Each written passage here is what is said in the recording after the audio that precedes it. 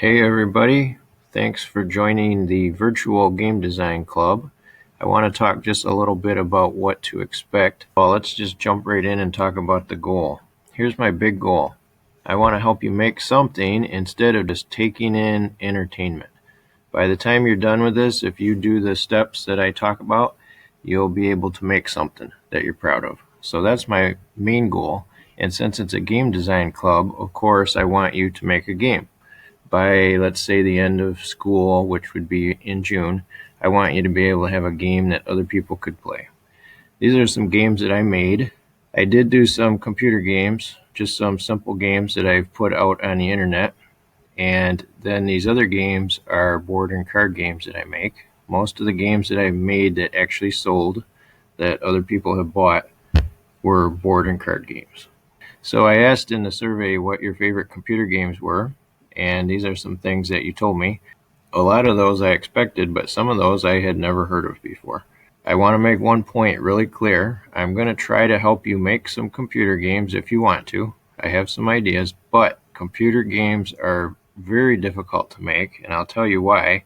First of all, you have to learn all about what makes a good game. You have to learn game design, which is true if you're going to make any game. You have to learn a little bit about game design. But then with computer games, you also have to learn to code. Some programs will say, oh, you don't even need to know how to code, but you still have to learn to use that language. So I have found that it takes me a long time to get done with a game when it is a computer game. I don't know if we'll have time to do that, but I'm going to give you some options. I also asked about what non-computer games that you play, and these are usually called board and card games. And I looked through the list and I tried to find something that I actually play, because I play a lot of non-computer games with my family. And there weren't many on here that I own or that I play. So you're playing different board and card games than I do. Pretty much what I saw on that list is what I call mass market games, or it's what you'll see for sale if you go into Walmart. And I usually don't buy my games that way. I think of those games as sort of like the phone over here on the left. It's old. It used to work. People used them. But now we've got things like iPhones that are so much better. And a lot of those mass market games are really old. I'm not saying they're no good. I'm not making fun of somebody that plays them, but they are old. Nowadays, there are some new board and card games. These are some from my collection that I play with my family.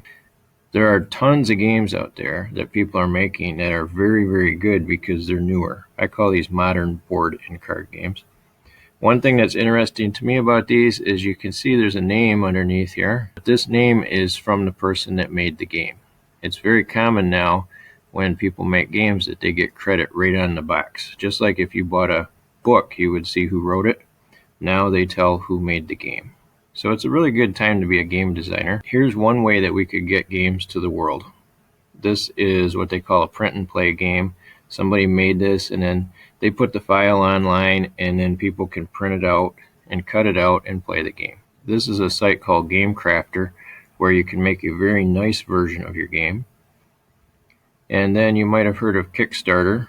I'm sure they do video games on Kickstarter, but they also do board and card games. Here was the card game Exploding Kittens, and the people made almost $9 million when they put this up on Kickstarter.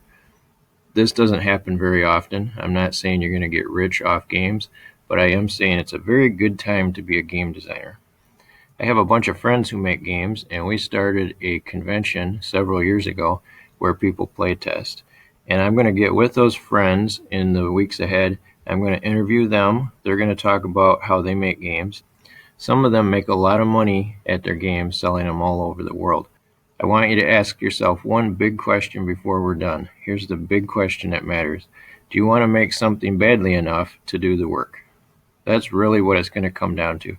Because when we talk about games, I might say, hey, go play this video game so you can learn something. If all you want to do is play, you'll probably play the game and never get around to making one. So I want you to think about that. Do you want to make something badly enough to do the work?